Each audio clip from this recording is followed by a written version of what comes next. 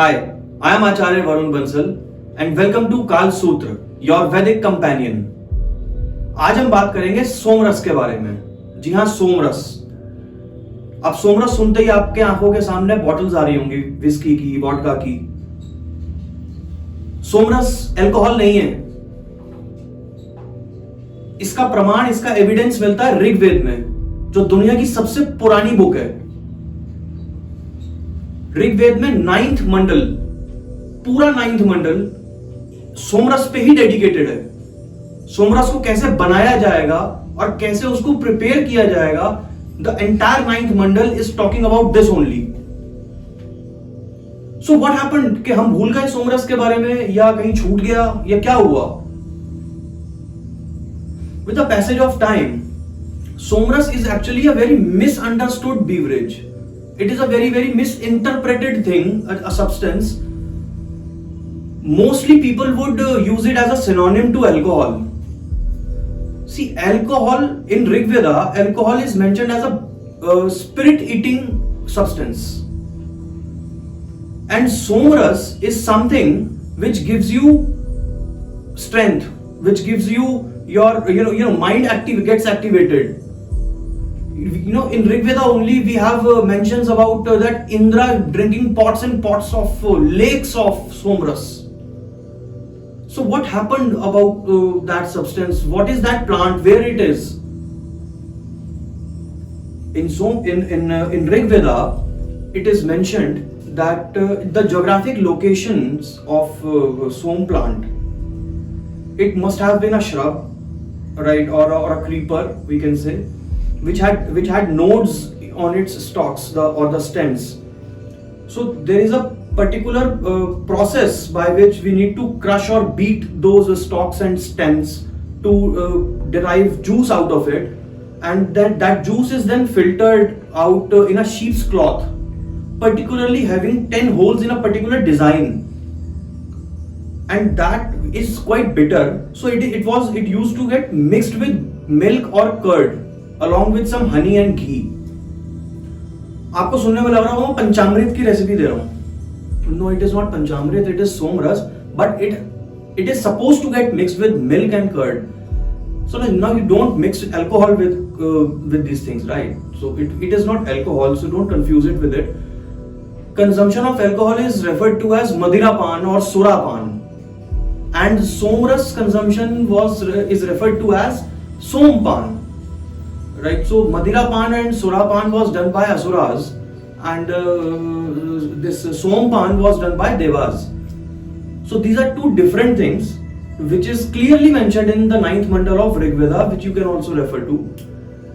Now, what I was talking about, with the passage of time, we forgot about it, or what happened that we are left with nothing about Somras except the description of it in the 9th mandal of Rig Veda.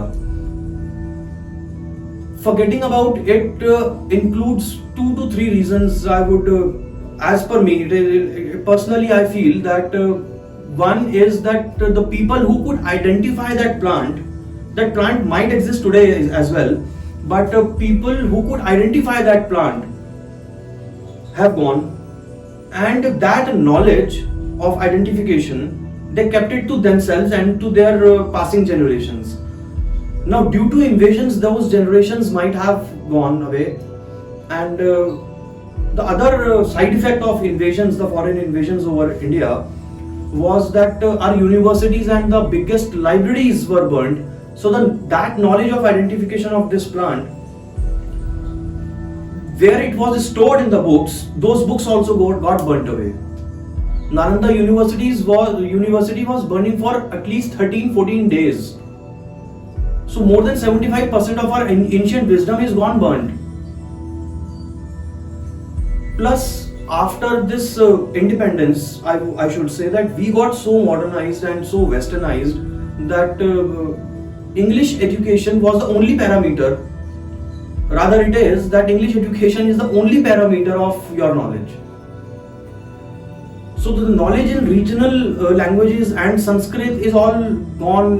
It's all in vain. There is no point, because आज कितने लोग हैं जो संस्कृत समझ सकते हैं, या पढ़ सकते हैं, या लिख सकते हैं, बोल सकते हैं? जब हम वो लैंग्वेज ही नहीं समझ सकते तो उसको क्या पढ़ेंगे और उसके ऊपर क्या रिसर्च होगी।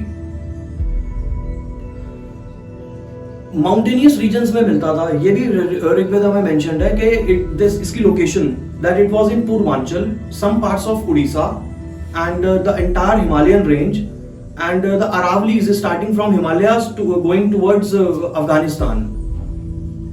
So these were the regions where this som plant was available, and with Afghanistan I would like to mention something that the tribe living in Afghanistan area, the Iranians, the Zoroastrians and the Persians, even today Parsis have a Hauma ceremony, like exactly the same on lines with Soma ceremony. Hauma till recent times is reported to get imported from Afghanistan. So might be that they have the identification process even today. And Hauma is almost the same thing as Somras. It is even the sieving with the sheep's cloth and everything. It is almost the same thing. So there were two civilizations at the time, the Indo-Saraswati civilization which we follow, which we are from, and the Iranian civilization which was in Afghanistan. Though they were antagonists, and this is a big topic, we'll cover it in some other video about their antagonism. But many things were quite similar because Indo-European languages he used over anything. They were the same environment people were living in. So basically there were two warring tribes, and for Somras I can say that it is a celebrated divine beverage, and it is an elusive elixir of immortality, I should say. That is what Somras is all about. It is not alcohol, please. Alcohol is different, Somras is different, both are not same.